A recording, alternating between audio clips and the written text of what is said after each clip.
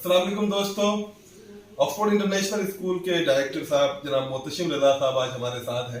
ये एक ऐसी शख्सियत है जो स्कूल के लिए रीढ़ की हड्डी है, लेकिन इनको कोई देख नहीं पाता है, तो बड़ी मुश्किल से आज इनको तैयार किया है हमने।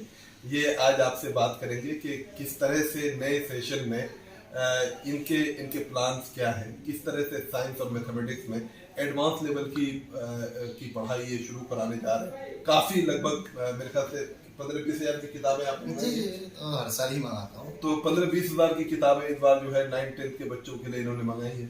तो हम ये जानना चाहेंगे कि इस साल जो है क्या ये फाउंडेशन क्लासेस क्या शुरू करेंगे? एक्चुअली अब जो एरा है वो कंपटीशन का एरा है। सही। इसमें आप ट्रेडिशनल पढ़ाई करेंगे कि एक एकेडमिक एग्जाम होना है, बच्चे एग्जाम देंगे, मार्क्स लाएंगे। आप देखेंगे 90% मार्क्स और 80% मार्क्स लाना सीबीएसई या किसी भी बोर्ड में लाना कोई बड़ी बात अब तो 10 तक नहीं रहेगा। लेकिन असल जब कंपटीशन में बच्चे जाते हैं, एक मामूली सा कंपटीशन मेरी नज़र में अलीगढ़ और जामिया कंपटीशन, लेकिन वहाँ पे भी हमारे बच्चों का जो सक्सेस रेट है वो बहुत ही कम है। रीज़न क्या है? उसका जो फाउंडेशन है वही गड़बड़ है। आपको एलन वगैरह जाएं या फिर आप फिटजी वगैरह जाएं या फिर नारायणा वगैरह कोचिंग सेंटर्स या डिफरेंट कोचिंग सेंटर्स हैं, वो क्या करते हैं 7th क्लास से बच्चों के फाउंडेशन तैयार करते हैं। बिल्कुल। और जब 7th से वो फाउंडेशन तैयार करते हैं और हमारे बच्चे 10th के बाद सोचने लगते हैं, तो बहुत बड़ा गैप हो जाता है। तो उसकी बराबरी करना फिर बहुत ही ज्यादा मुश्किल हो जाता है। इसलिए हमने सोचा है कि नहीं, जो चीजें जो फैसिलिटीज एलन वाले या डिफरेंट कोचिंग वाले जो क्लास 7 से बच्चों को कराते हैं अपने प्रीमियर इंस्टीट्यूट्स में और अपने बेहतरीन फैकल्टीज को लेकर के, वो काम हम अपने घर पे क्यों ना शुरू करें। इस सिलसिले में जो है मैं अपने नाज़रीन और दर्शकों को बताना चाह रहा हूँ कि हमारे कुछ बच्चे 8th क्लास में जब उनका ओलंपियाड में बहुत अच्छा रैंक आया, तो एलन वालों ने चाहा कि उनको 9th क्लास में एडमिशन करा लें, लेकिन वो बच्चे नहीं गए। उन्होंने कहा कि नहीं, जब तक हम ऑक्सफोर्ड इंटरनेशनल स्कूल में 10th क्लास यहाँ से करके नहीं निकल जाते हैं तब तक हम नहीं जाएंगे। और अब की बार उन बच्चों का जो है एलन में 80% स्कॉलरशिप पे जो है उनका हो गया है। समझ जाइए कि उनको 2 लाख रुपए में जो है उनको समझिए कुछ भी नहीं लग रहा है। उनको मेरे ख्याल से जहाँ पे 2 लाख रुपए लगने थे, उनको 20,000 में जो है 20-25 हज़ार में एडमिशन हो गया। तो एक बड़ी कामयाबी है उनके लिए। तो सर, इस साल जो है साइंस और मैथमेटिक्स को अगर देखा जाए तो हम लोग जो है एनसीईआरटी के बुक को जो है स्टैंडर्ड मानते हैं और एनसीईआरटी के ही बेसिस पे जो है तमाम किताबें जो है पब्लिश की गई हैं। लेकिन क्या इन किताबों को पढ़ के जो है क्या हमारे बच्चे जो नेशनल लेवल पे या इंटरनेशनल लेवल के जो कॉम्पिटिशन्स हैं, उन कॉम्पिटिशन्स को फेस करने के लिए हम लोग किस तरह से इस साल काम करने के लिए? एक्चुअली हमारा जब स्टैंडर्ड है तो हमने ओलंपियाड को जो है अपना स्टैंडर्ड बेस तय माना है कि हमारा जो बेसिक लेवल हो वो बच्चे ओलंपियाड लेवल के लाइक हो, चाहे वो साइंस ओलंपियाड हो चाहे वो मैथमेटिक्स ओलंपियाड।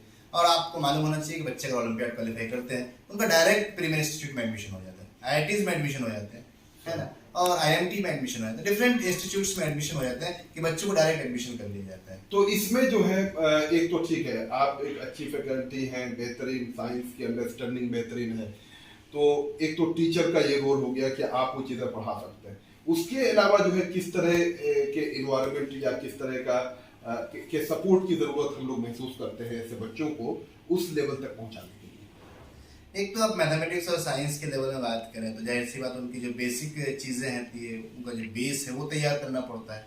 तो उनको जैसे फॉर एग्जांपल कोई बच्चे क्लास 7th का है तो उनको 5 की चीज़ें मालूम नहीं है, तो हम वहाँ से उसको उठाते हैं, फिर 7th से फिर अपग्रेड करते हैं। सही। एक तो ये है। और दूसरे पहलू पे हम लोग ये बात करते हैं कि आज का जो एरा है, आज का जो ज़माना है, हम लोग जो बच्चों को देखते हैं कि बच्चे हम इस्लाम से बहुत दूर हो जा रहे हैं। सही। ये बहुत ही अनफॉर्चुनेट है कि बच्चों को नमाज पढ़ने के लिए सिखाना पड़ता है। मुझे लगता है आपका इशारा उधर ही रहा होगा कि बच्चे को तरबियत की बहुत कमी है। तो एक उस तरह की हम ये कहना चाह रहे हैं कि जो हॉस्टल का एनवायरनमेंट है, ठीक है ना, ठीक है कि चाहे तो अनफॉर्चुनेटली मुस्लिम मैनेजमेंट का जितने भी स्कूल हैं, तो वो जो है उनकी मार्केटिंग जो है इस बात से है कि भाई हमारे दीनी माहौल में बेहतरीन तालीम का इंतजाम। जाहिर बात है हम लोग ये बात शुरू से नहीं कर रहे हैं। हम ये जानना चाह रहे हैं कि एक हॉस्टल में जो एक कम्पिटिटिव इन्वायरमेंट होना चाहिए एकेडमिक एक्सेलेंस के लिए, उस इन्वायरमेंट को क्रिएट करने में हम लोग कहाँ तक कामयाब हो पाए हैं और कहाँ तक अभी क्या क्या करना बाकी है। और उसमें एक बात मैं आपका चाहूँगा, आपका इनपुट चाहूँगा कि गार्जियन का किस तरह से सपोर्ट हम चाह रहे हैं और किस तरह से हम उनको क्या एक्सपेक्टेशंस है। हमारी दो बड़ी अहम बात आपने कही। एक तो गार्जियन का सपोर्ट, उसमें बाद में मैं आता हूँ। आपने कहा कि एनवायरनमेंट और किस तरह से हम कामयाब हो पाए, तो आपको रिजल्ट आपको मालूम होगा। सही। 10th के हमारे जितने बच्चे थे वो अलीगढ़ क्वालिफाई कर गए। ऐसा नहीं था कि उनके लिए हमने बहुत कुछ किया, लेकिन बस ये था कि उसके पीछे हम 9 से ही कोशा थे, उसके पीछे लगे हुए थे। और 10th आते आते बच्चों ने खुद बच्चे रियलाइज किया सर क्वेश्चन हमारे स्कूल के स्टूडेंट से कम लेवल का क्वेश्चन जब वो कंपटीशन दे के आ रहे हैं। तो इन्वायरमेंट आपको रिजल्ट से अंदाजा लग रहा होगा। जो बच्चे भी आप ओलंपियाड का जिक्र कर रहे हैं तो वो 4th रैंक तक गए, तो आपको समझ में आ रहा होगा किस तरह से चीजों को हम लोग करने की कोशिश कर रहे हैं। और दूसरी बात एक ऑब्वियस थी, तो लॉकडाउन की वजह से हम लोग 2 साल बुरी तरह से डिस्टर्ब रहे, जिसकी वजह से चीजें उस लेवल तक नहीं कर पाए जिस लेवल तक वो करना था। लेकिन इंशाल्लाह अब की बार से ऐसी कोई अनफॉर्चुनेट ना हो। हम लोग पूरी कोशिश करेंगे कि एक इन्वायरमेंट करें, कॉम्पिटिटिव माहौल यहाँ पर बनाने की कोशिश करें। और बच्चे जो है यहीं से हम चाहते हैं कि नीट में हो या IITs में हो, तो यहीं से बच्चे अपना सपना तैयार करें कि हमको नीट हमारा मेन टारगेट जो है IITs है। एक चीज आपका और जानना चाहूंगा कि एक जो हम लोगों का जो एक पूरा जो ये सीमांचल का जो एक एरिया है, यहाँ पे जितने भी माइनॉरिटी खास करके मुस्लिम फैमिलीज के जो बच्चे पढ़ाई कर रहे हैं, उनके लिए अलीगढ़ जो है कहीं ना कहीं ऑक्सफोर्ड और कैम्ब्रिज का स्टैंडर्ड हो गया है। तो इस सिलसिले में जो है क्या इससे जो है हम एक घेटो नहीं बना रहे, हम बच्चों को दूसरे नेशनल प्रीमियर इंस्टीट्यूट में जाने के लिए कहीं रोक तो नहीं रहे? क्या कहेंगे आप? नहीं, मैं इसको दूसरे एंगल से देखता हूँ कि अलीगढ़ और जामिया की जहाँ तक बात है कि एक्चुअली बच्चों को आगे की चीज मालूम ही नहीं है। एग्जैक्टली, बिल्कुल। उन्होंने आगे की दुनिया देखा ही नहीं है कि आगे की दुनिया क्या है। उनको लगता है कि अलीगढ़ और जामिया यही बहुत बड़ी दुनिया है। जब वो वहाँ पहुँचते हैं तो पता चलता है नहीं, इससे आगे की भी दुनिया है। तो एक्चुअली अवेयरनेस की कमी है। हम चाहेंगे कि बच्चों को अवेयर करें कि बेटा केवल अलीगढ़ ही जामिया नहीं है। अलीगढ़ जामिया तो बिल्कुल एक हम मेरे नजर में तो लो स्टैंडर्ड में है। आपको अगर आगे जाना है तो बहुत सारे ऐसे इंस्टीट्यूशंस हैं जहाँ आपको जाने के लिए आप बहुत एक्सेल कर सकते हैं, बहुत आगे जा सकते हैं। इसी का शायद नतीजा है नाज़रीन कि अब की बार जो हमारा 10th क्लास का जो बैच है उसमें बहुत सारे बच्चे वो खुद जो है अलीगढ़ नहीं जाना चाह रहे इस साल। वो कह रहे सर कि अलीगढ़ में जाकर के हम अपने आप को कन्फाइन नहीं करना चाह रहे, बल्कि हम जो है अपने अपॉर्चुनिटीज़ को बिल्कुल जो बेहतरीन जगह हो सकता है हमारी काबिलियत के मुताबिक वहाँ पे हम जा सकते हैं। तो इसी तरह से जो है हम लोग मोहतशिम सर से और भी सब दूसरा एक सवाल का जवाब कराएगा तो गार्जियंस का इम्पोर्टेंस। जी, गार्जियंस का। सबसे पहली बात, गार्जियंस से हमको ज्यादा सपोर्ट नहीं चाहते, बस इतना सपोर्ट चाहते हैं कि बच्चों को स्कूल में रेगुलर रखें। वो क्लास के इंपोर्टेंस को समझते नहीं है। बच्चों को एक हफ्ता क्लास से गायब कर देंगे। अब अगले दिन जब मैं क्लास में जाता हूँ, एक बच्चा एक हफ्ता क्लास ही नहीं किया है। अब मेरे लिए एक परेशानी है, कोई भी टीचर होंगे उनके लिए कितनी बड़ी परेशानी हो जाती है कि उस बच्चे को कहाँ से क्या करें, कैसे कंटिन्यू करें। फॉर एग्जाम्पल एक टॉपिक सर्कल है, एक हफ्ते में हम मेहनत करके सर्कल खत्म कर दिया।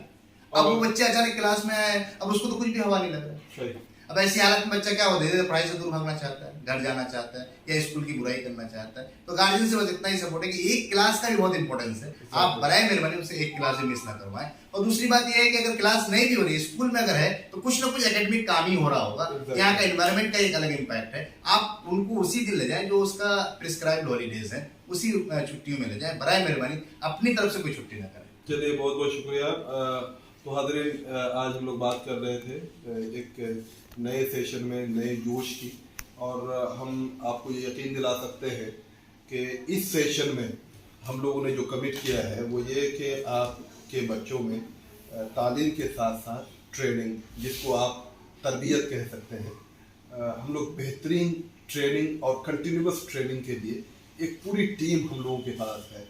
और 24/7 जो है हम बच्चों को इंगेज करने की कोशिश कर रहे हैं, सुबह से लेकर के शाम तक, कि किस तरह से आपके बच्चों को बेहतरीन एजुकेशन दी जाए। एकेडमिक एक्सीलेंस में कहीं पे भी वो पीछे नहीं रहे, लेकिन at the same time he must be trained to live a very happy and harmonious social life. So I hope you have enjoyed this conversation. We'll meet you soon with another conversation with Mohtashim sir and with other faculty members. Thank you very much.